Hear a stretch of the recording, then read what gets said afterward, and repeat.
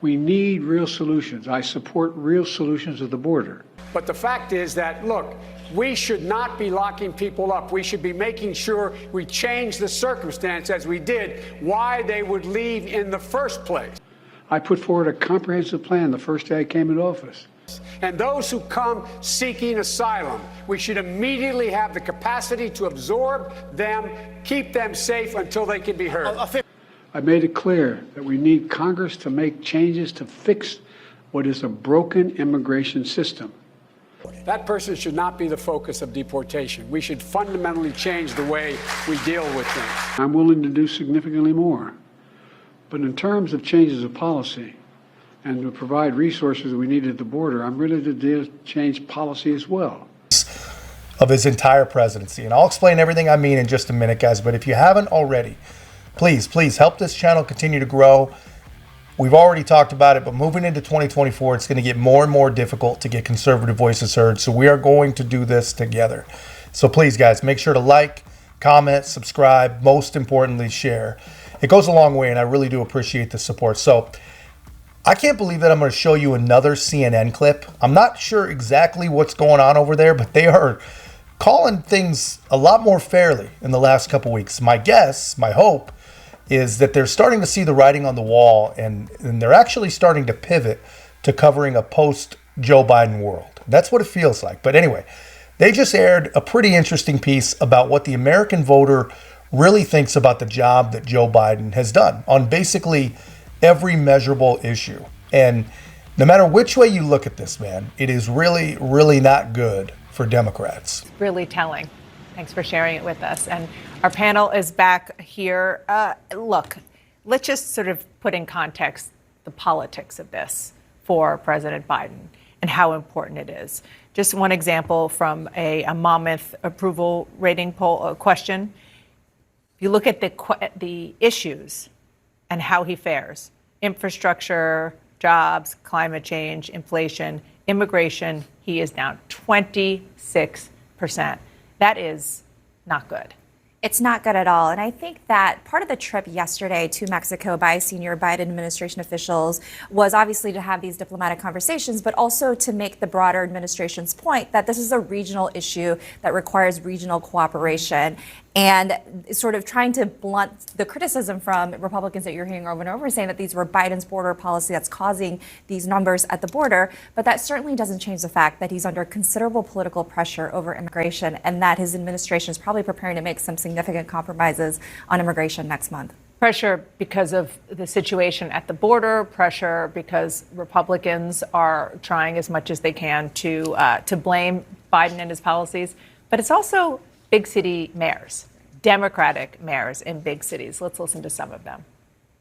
We cannot continue to do the federal government's job. We have spoken to FEMA and other federal officials who have expressed concern about the border's surge, but not offered additional help. Without significant intervention from the federal government, this mission will not be sustained. Denver finds itself right now at ground zero in trying to resolve and respond to the migrant crisis. We need more federal support to be able to manage this amount of inflow. Yeah, I mean, that right there is the problem that Joe Biden has, right, in a nutshell, because it is no longer, for a long time, this conversation was these, red state mayors and governors are being alarmist, and we have to focus on the humanitarian issue here. Obviously, the U.S. has a humanitarian responsibility to, it's written into the law, into our asylum laws. But this crisis has gotten worse, not better. Frankly, the strategy that these red state governors have had of sending a lot of these migrants up to blue states has worked from a political perspective. And it is very, very hard for these cities to absorb them. The Biden team, I think, knows that, or they wouldn't be willing to make these concessions in these policy negotiations that they're having with Capitol Hill. I mean, the cynical political way of looking at it might be to say, well, maybe Republicans don't want to let them do it because they'd prefer this continue to be a problem for them in the 2024 election. Oh, how cynical. I know.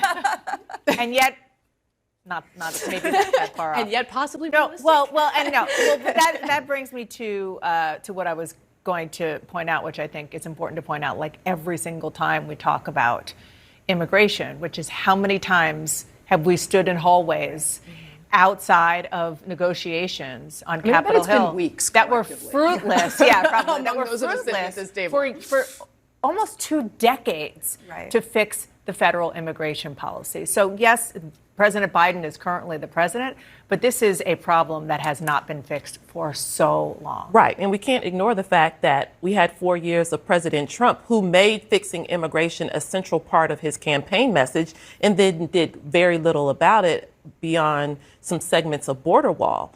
And I think you're right that this is one of the most complicated, complex issues. Number one, because it's not just the people coming across who need services, but you got to think about health and safety and food and shelter. But then there's the commerce issue that comes when you start shutting down crossings or limiting crossings. That also has to be factored in. And then you also have to think about the political climate, where I think that's what you brought up, Casey, that the political climate, as it ebbs and flows, there isn't always truly the will to get it done. That's something we saw with Senate Republicans back during the Bush years, where there was an agreement that a lot of people kind of in hindsight say, we wish we had got it done then when we had the best chance. The question remains whether there's truly a chance now. There's a lot more writing on it now. There's foreign policy that's connected with the border security issue. Maybe that'll get something done because there's more at stake now, but it's just been such an elusive solution to the problem. It has, and very, very potent politically. Yeah, so you guys see that. And guys, can you believe that the Biden administration, they're in Mexico right now as we speak, as you watch this video, pleading for the Mexican government's help addressing the border.